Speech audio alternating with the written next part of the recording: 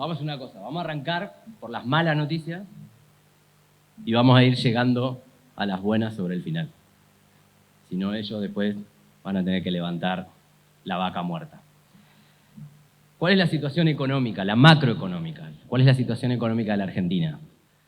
De las más frágiles que ha transcurrido la Argentina aún en sus peores crisis. Esto está, digamos, fundamentado y, digamos, muchos lo han visto y sobre todo ahora en campaña.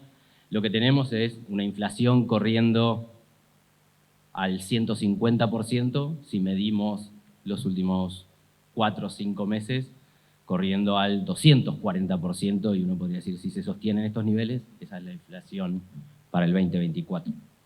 Tenemos menos 10.000 millones de dólares de reserva, 400.000 millones de deuda, sin contar que los importadores privados deben otros 40.000 millones de dólares. O sea, debemos 440.000 millones de dólares y no tenemos nada. Tenemos los índices de pobreza más fuertes que ha tenido la Argentina en los últimos años, 42, 43, depende de quién lo mida, 40, 45. Y una inflación atrasada de la distorsión de precios relativos que más o menos se calcula en 20 puntos. O sea, la nafta está atrasada en un 45%.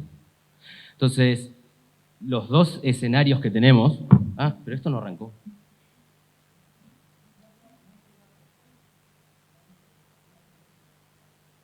Ah, ok. Ahí está, pero yo arranqué, bueno, dale.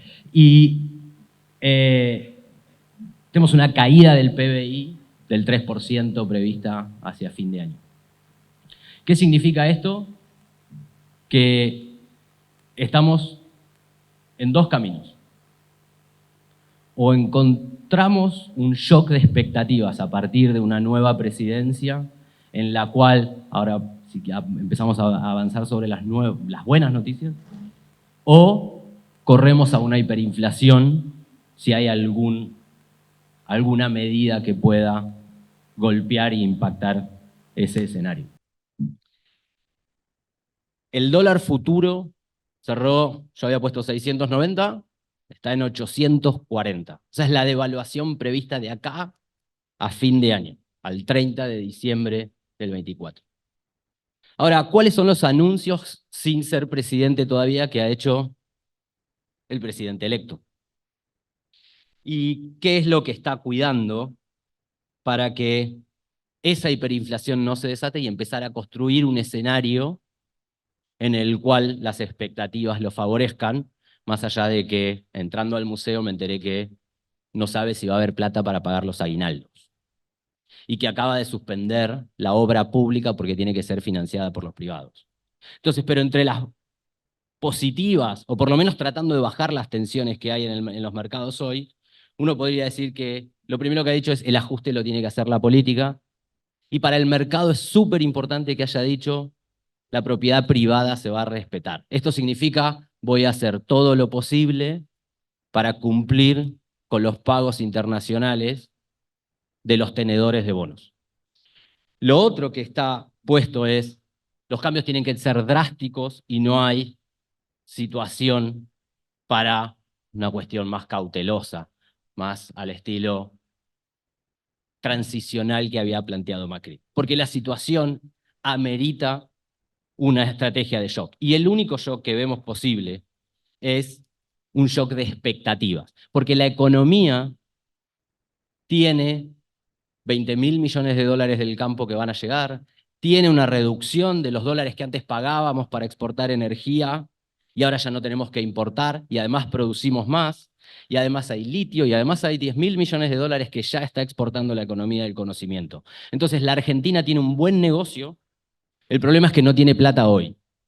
Y el shock de expectativas que tiene que generar la política, y no solo el oficialismo a partir del 10 de diciembre, es vamos a cumplir con esos pagos, vamos a avanzar y que nos crean que vamos a hacer ese buen negocio y vamos a poder afrontar los pagos.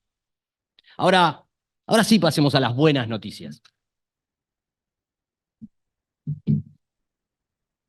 que es la que nos interesa acá en la región y que después ellos les van a poder contar cómo lo hacen.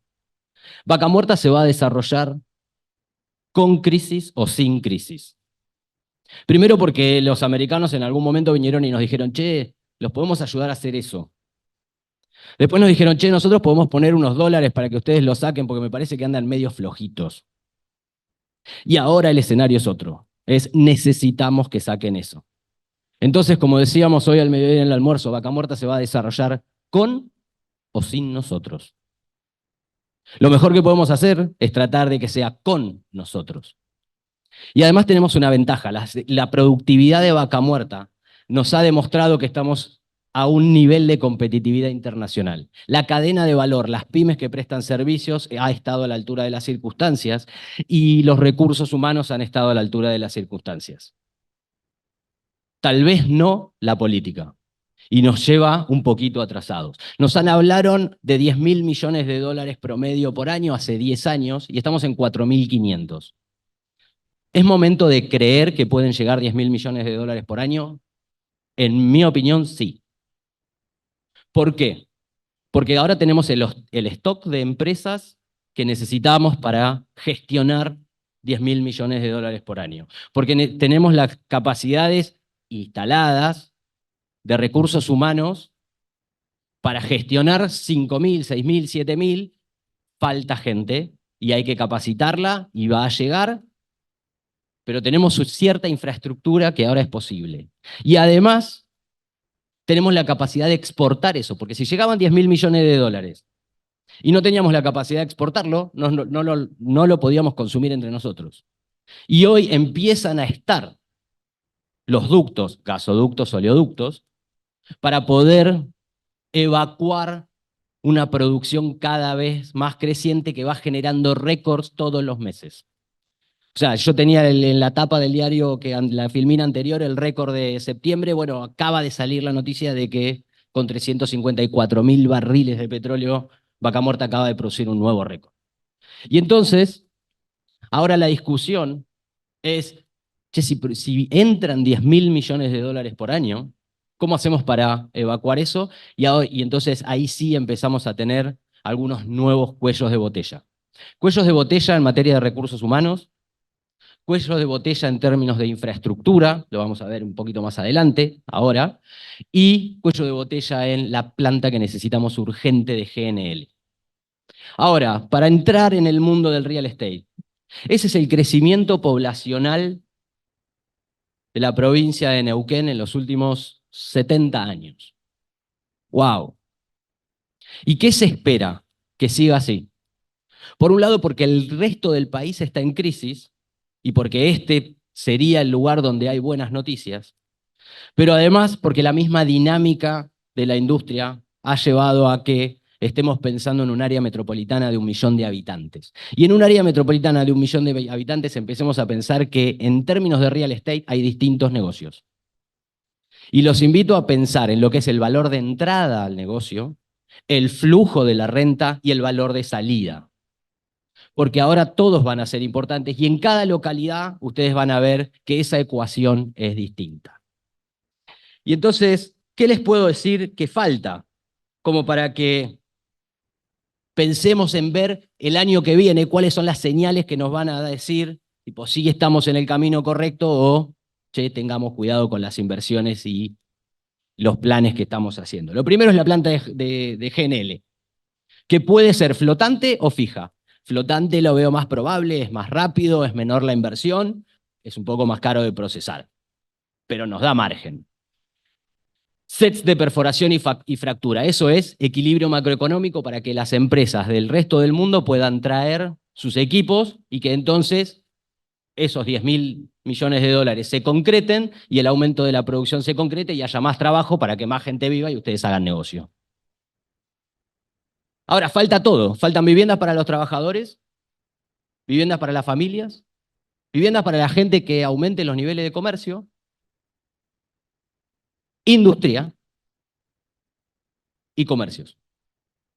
Y hago hincapié en industria porque antes no estaban los parques, las áreas industriales previstas y ahora sí. Y necesitamos más o menos unas 400, 500 empresas más que las 1.200 empresas que trabajan directamente con la industria de los hidrocarburos. Y para ir terminando, el valor actual neto ya se los mencioné, el costo financiero. Porque lo que va a empezar a pasar es que no sabemos cuál es la tasa de interés futura, ni cuál es la inflación en dólares, ni cuál es la brecha. Y entonces va a haber que hacer muy bien esas cuentas, al punto de que tendremos que empezar a pensar, como el resto de las industrias, estrategias de cobertura. Si existe la posibilidad del acceso de pequeños inversores a la industria del real estate. Yo, ¿me tengo que comprar un departamento o puedo invertir mis $10.000? Y voy terminando, y termino en realidad, con que seamos muy cautos con cuál es la dinámica de cada una de las ciudades a partir de que se van desarrollando distintas infraestructuras. Esto, como parte del plan metropolitano que se hizo hace unos años, la infraestructura vial y la infraestructura ferroviaria puede cambiar para un lado o para el otro la dinámica, no sabemos cuál va a ser el resultado final de eso.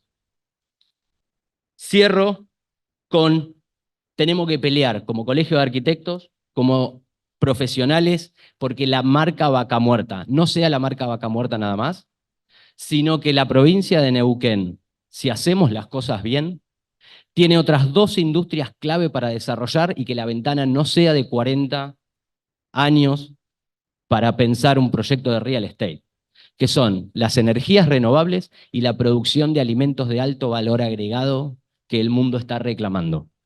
Si logramos desarrollar esas otras 2 industrias con una vieja promesa que es la diversificación de la matriz productiva, entonces los negocios de ustedes de real estate van a estar pensando en un área metropolitana de 1,5 millones de habitantes y por los próximos 100 años. Muchas gracias.